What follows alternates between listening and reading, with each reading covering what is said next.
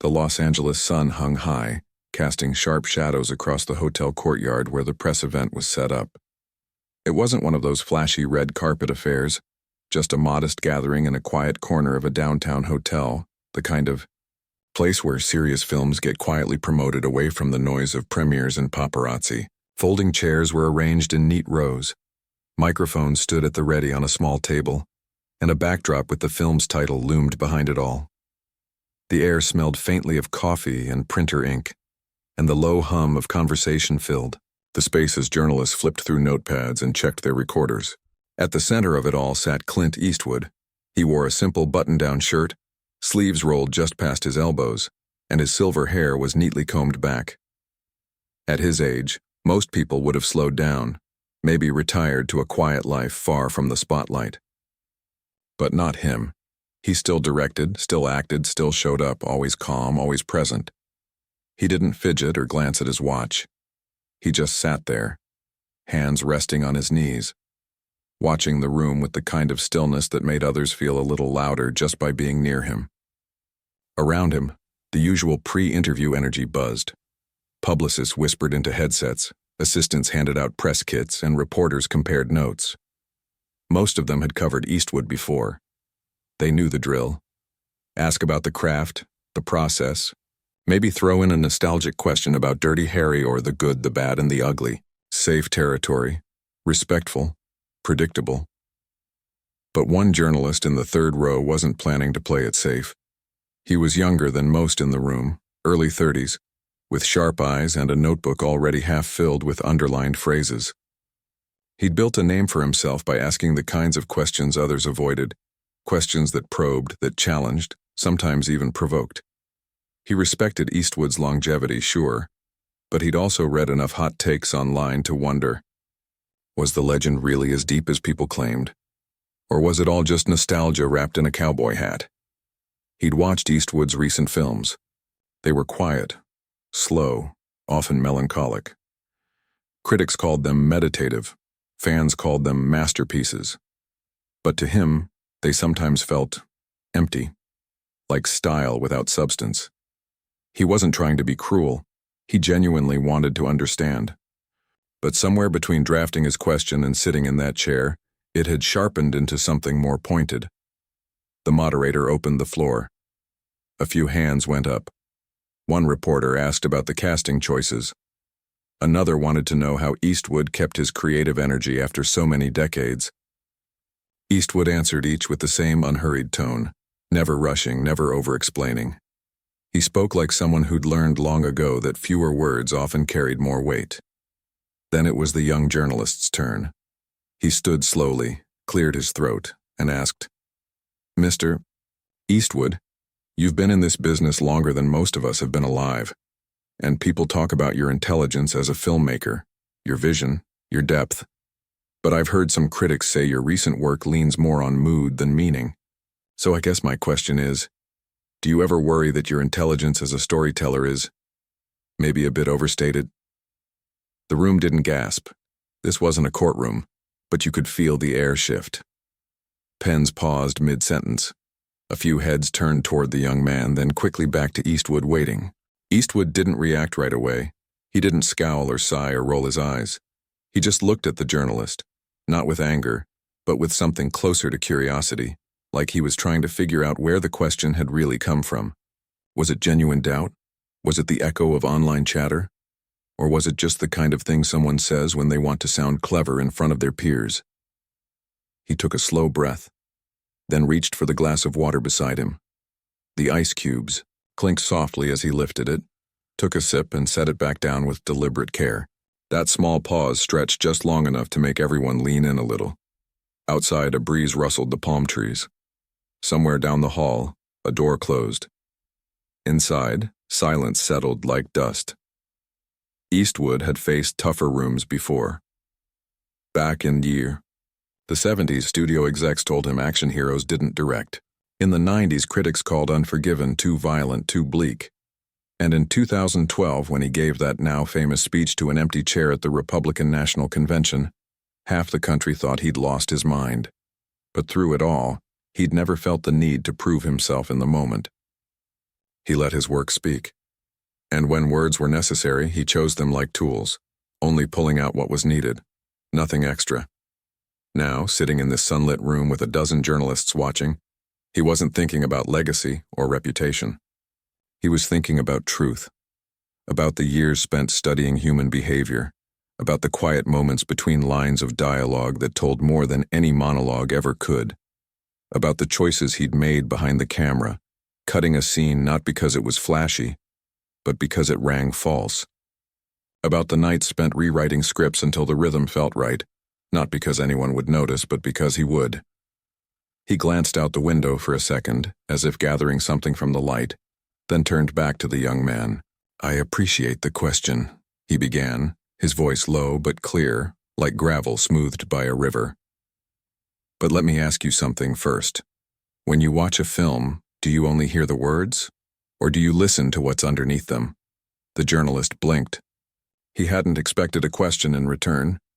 Eastwood didn't wait for an answer. He leaned forward just slightly, elbows on his knees now, hands loosely clasped. "I've never been the type to explain everything. Never believed the audience needed their hand held through every scene.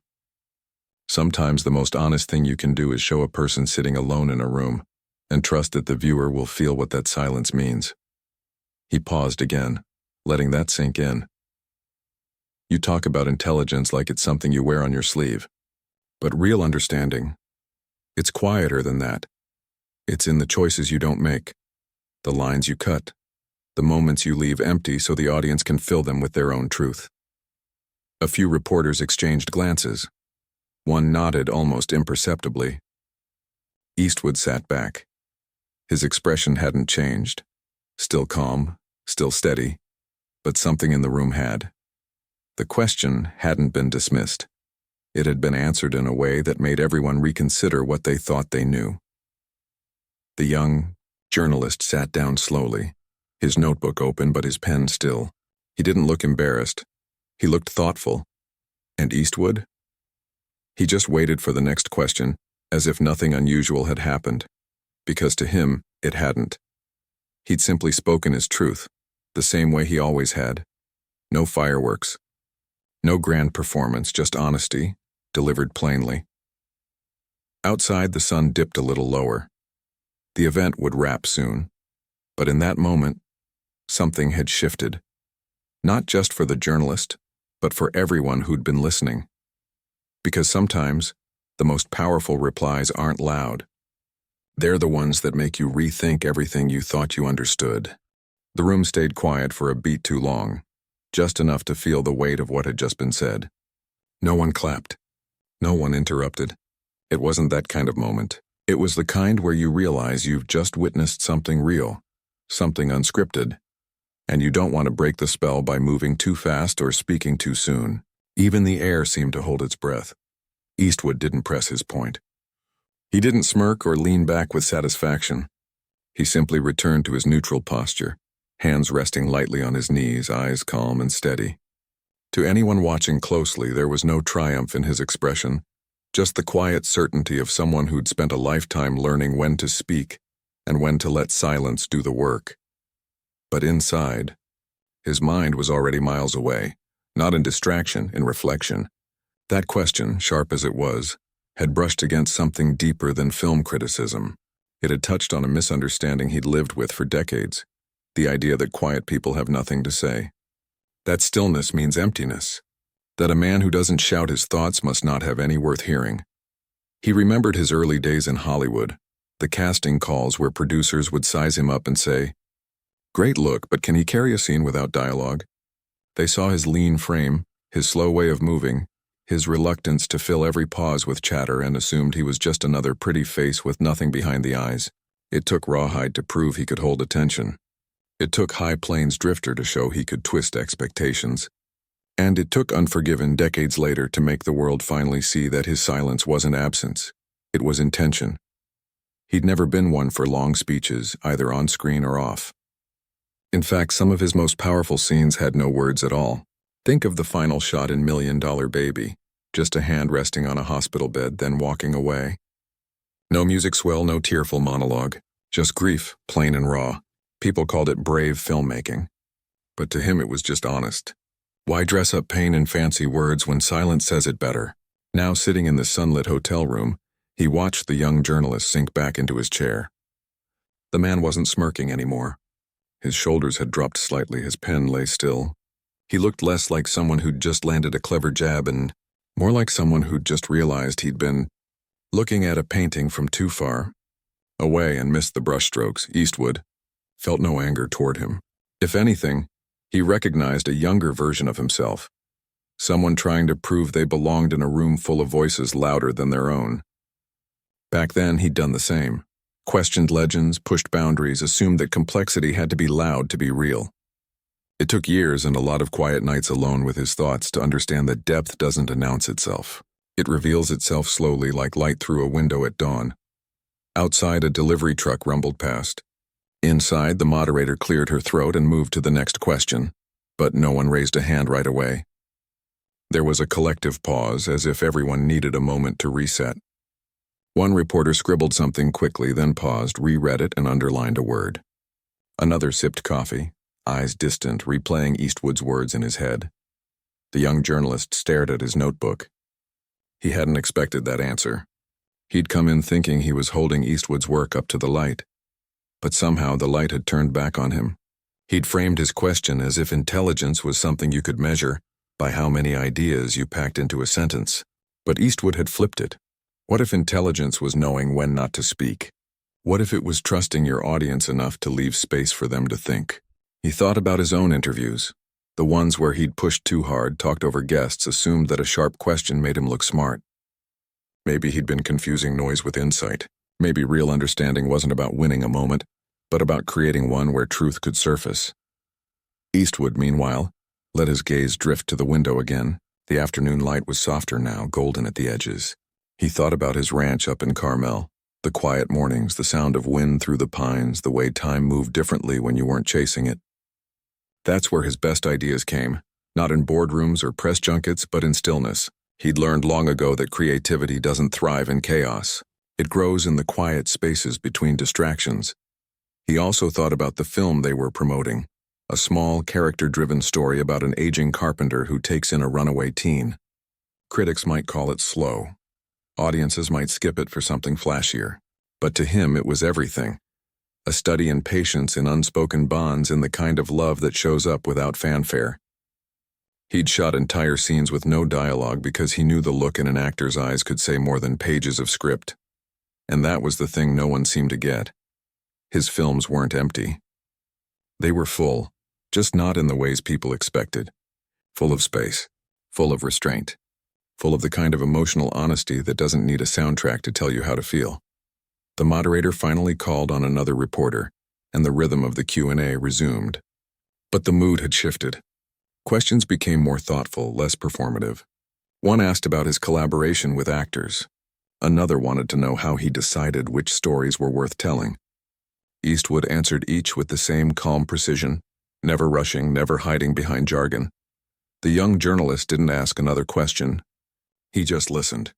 And for the first time in a long while, he wasn't thinking about how his piece would read online or how many clicks it might get. He was thinking about what it meant to truly see someone, not just their work, but the person behind it. When the session ended, people stood slowly, gathering notebooks and recorders. A few approached Eastwood to thank him, shaking his hand with genuine respect. He nodded, offered a quiet thank you in return, and stayed seated for a moment longer, letting the room empty out. The young journalist lingered near the back, watching. He didn't go up to apologize or explain himself. He didn't need to. Something had already been said, without either of them needing to say much at all.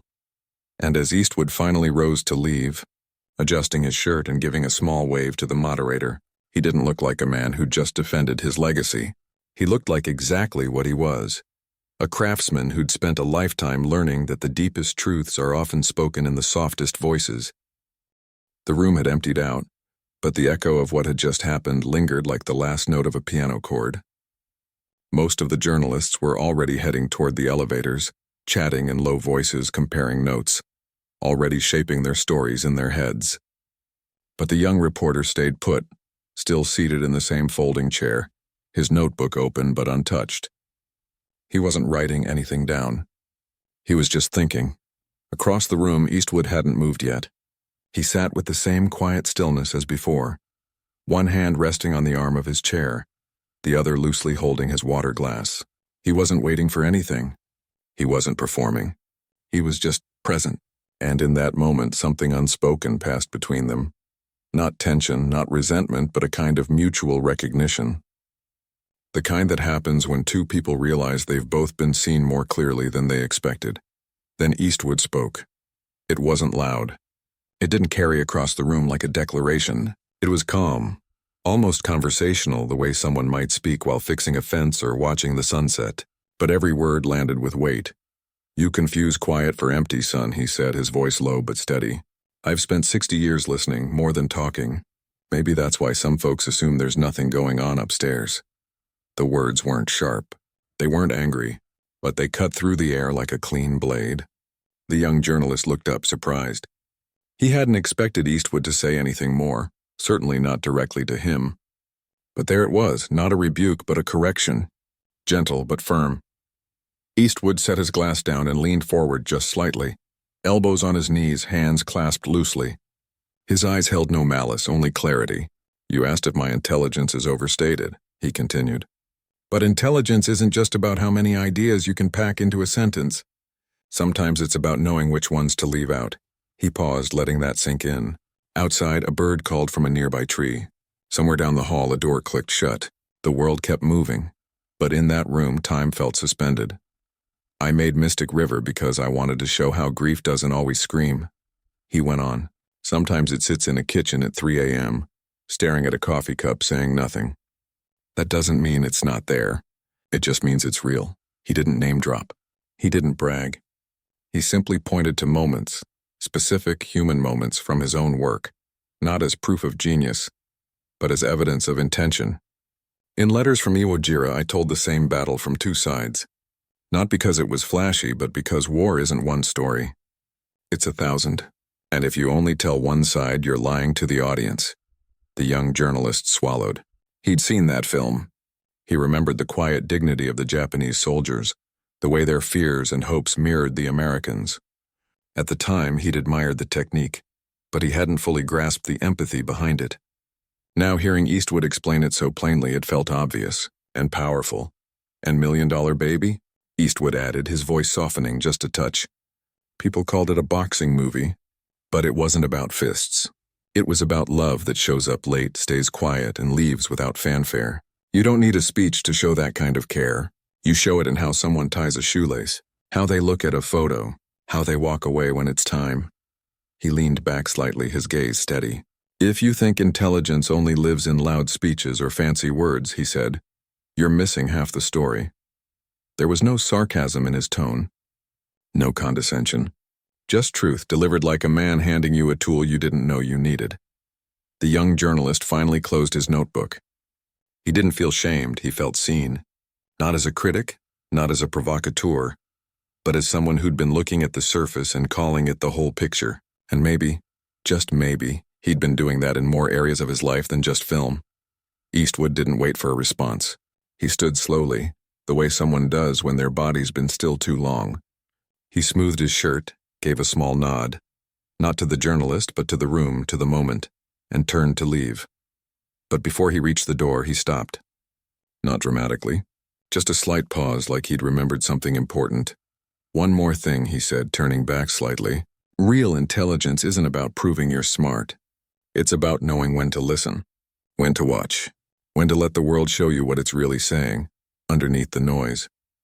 Then he walked out, his footsteps quiet on the carpet. The journalist sat there for a long time after. The room was empty now, just him and the folding chairs and the fading afternoon light. He thought about all the interviews he'd done, how often he'd been more focused on sounding clever than on truly understanding. How many times he'd interrupted, assumed, or rushed to judgment because silence made him uncomfortable. But Eastwood had sat in silence like it was a language. And in that language, he'd said more in a few sentences than most people say in an hour. Later, back at his desk, the journalist wouldn't write a takedown. He wouldn't spin the moment into clickbait. Instead, he'd write something quieter, something honest, about how easy it is to mistake stillness for emptiness, about how real depth doesn't shout, and about how sometimes the fiercest replies aren't the loudest. They're the ones that make you rethink everything you thought you knew. Meanwhile, miles away, Eastwood was already in his car, driving toward the coast. The city noise faded behind him, replaced by the hum of tires on pavement and the distant crash of waves. He didn't think about the interview. He didn't replay his words or wonder how they'd be received. He'd said what he meant to say. That was enough, because for him it was never about winning an argument. It was about honoring the truth. His truth, the story's truth, the quiet human truths that live in the spaces between words. And if someone finally heard it, that was a gift. But even if they didn't, he'd still keep making films the same way, with patience, with respect, and with the kind of intelligence that doesn't need to announce itself. After all, the fire wasn't in the volume. It was in the clarity. And sometimes one perfectly timed sentence, spoken softly but meant deeply, was all it took to light a room. By the next morning, the clip was everywhere. It started with a short video posted by a freelance photographer who'd been in the room. Just 30 seconds of Eastwood leaning forward, voice calm but firm, saying, "You confuse quiet for empty, son." Within hours, it had been shared thousands of times. By noon, it was trending.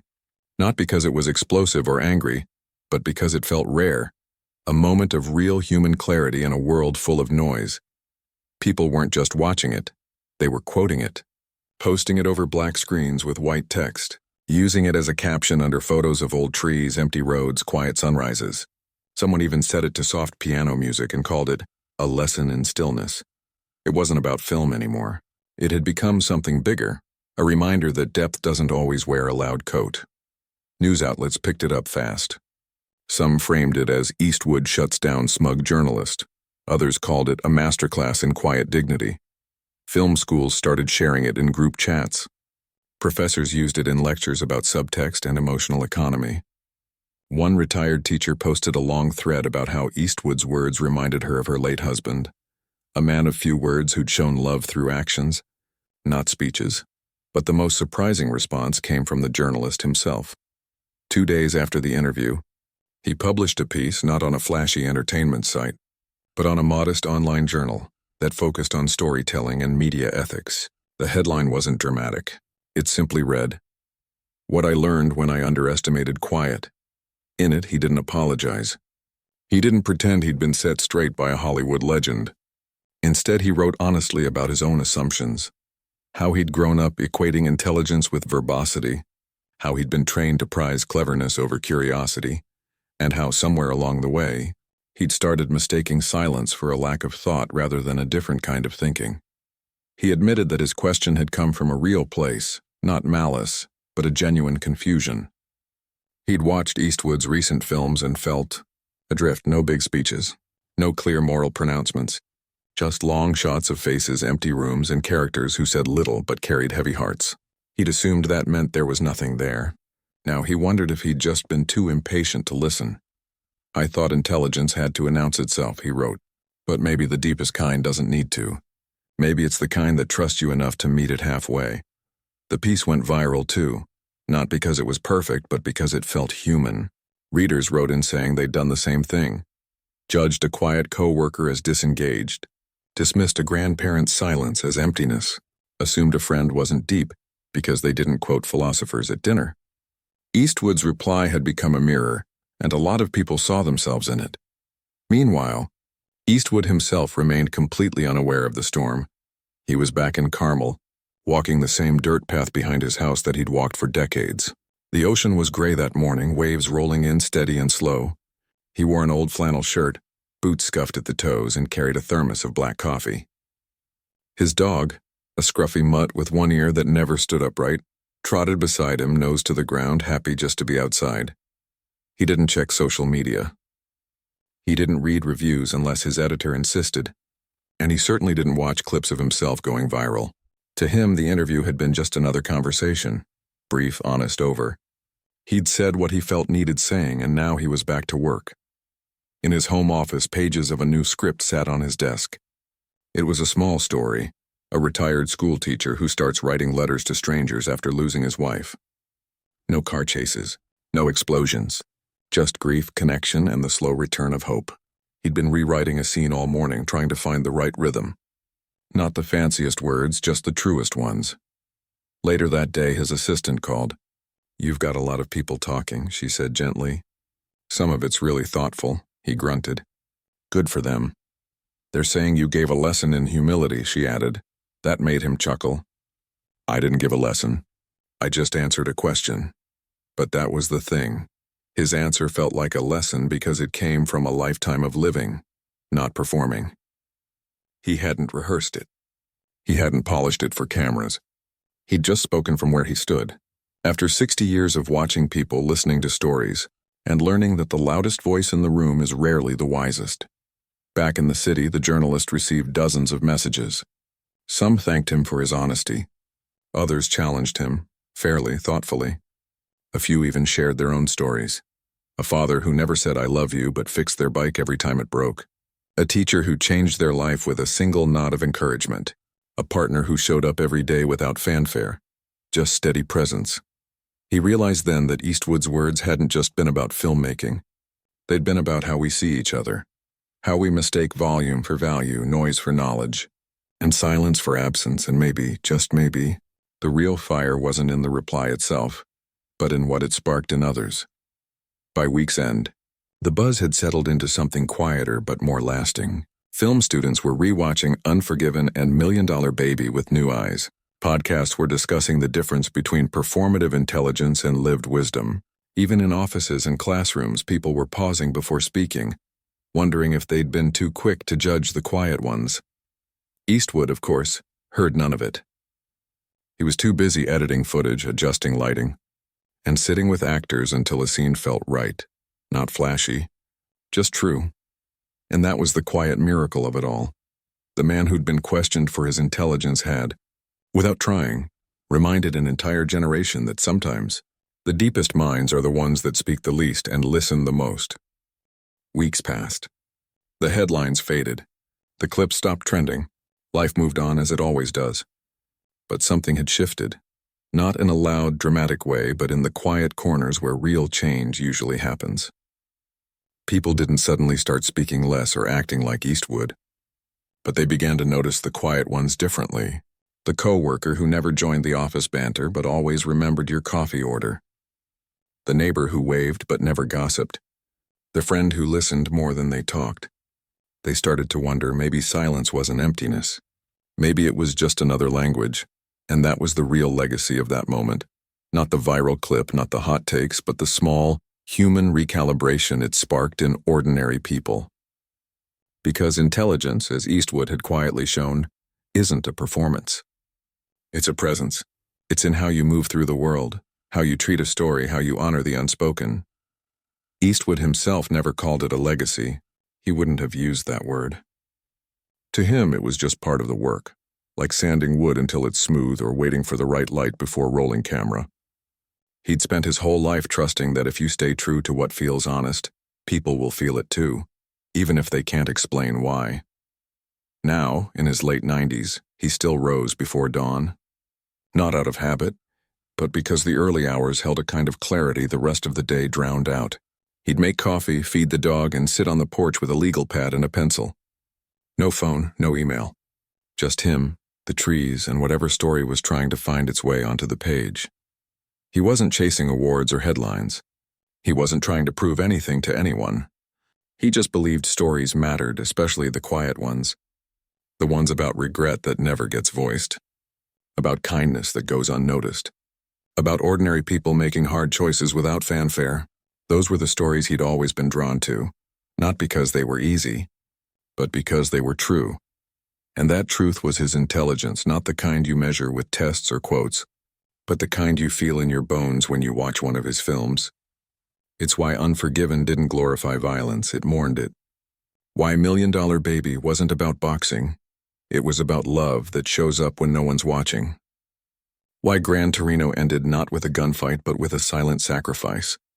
He understood that the most powerful moments in life rarely come with music or slow motion. They come quietly, like a hand on a shoulder, or a door left open. Back in the city, the journalist had changed too. Not overnight, but gradually. He still asked tough questions, but now he listened longer before speaking. He gave silence room to breathe. In interviews, he stopped filling every pause with another question. Sometimes he'd just wait, and more often than not, that's when the real answer came. The one the person hadn't planned to give but needed to say. He even started visiting his old grandfather more often. Not to talk, just to sit. They'd share a porch swing, watch the birds, and say little. At first it felt awkward, but over time he began to understand. His grandfather's silence wasn't distance. It was a kind of love that didn't need words, and in that quiet he found a depth he'd missed his whole life. Meanwhile, film students began re-watching Eastwood's work with new eyes. They noticed how he used empty space not as filler but as meaning, how a character's glance could carry more weight than a monologue, how he trusted the audience to feel what wasn't said. Professors started teaching his films not just as cinema, but as lessons in emotional honesty. One young director, working on her first feature, scrapped an entire scene full of dialogue after remembering Eastwood's words. "If it doesn't need to be said," she told her crew, "let's just show her looking out the window." And they did. And it worked. Better than the speech ever could. That was the ripple no one had expected. Not fame, not controversy, but a quiet return to trust in stories, in audiences, in the power of restraint. Eastwood never saw any of this. He didn't need to. He'd long ago learned that you can't control how your work is received, only how honestly you make it. And so he kept working, not because he had to, but because it was how he made sense of the world. One evening, as the sun dipped below the hills, he sat at his old upright piano. It was slightly out of tune, the keys yellowed with age. He wasn't a trained musician, but he'd played by ear for decades. Jazz standards, old blues tunes, melodies that felt right in the moment. He ran his fingers over the keys, soft and slow. No audience, no recording, just sound meeting silence. This was where his mind settled. Not in interviews or premieres, but here, in the quiet act of making something beautiful for no reason other than it felt true. And maybe that was the final answer to the question no one had asked out loud. What is real intelligence? It's not in how many words you know. It's in how deeply you see. It's not in how loudly you speak. It's in how carefully you listen. It's not in proving you're smart. It's in knowing when to step back and let the moment speak for itself. Eastwood never claimed to have all the answers. But in a world that often confuses noise with wisdom, he'd spent a lifetime showing that the deepest truths are often whispered, not shouted. And sometimes, all it takes is one quiet reply, delivered with grace, rooted in truth, to remind us all of that.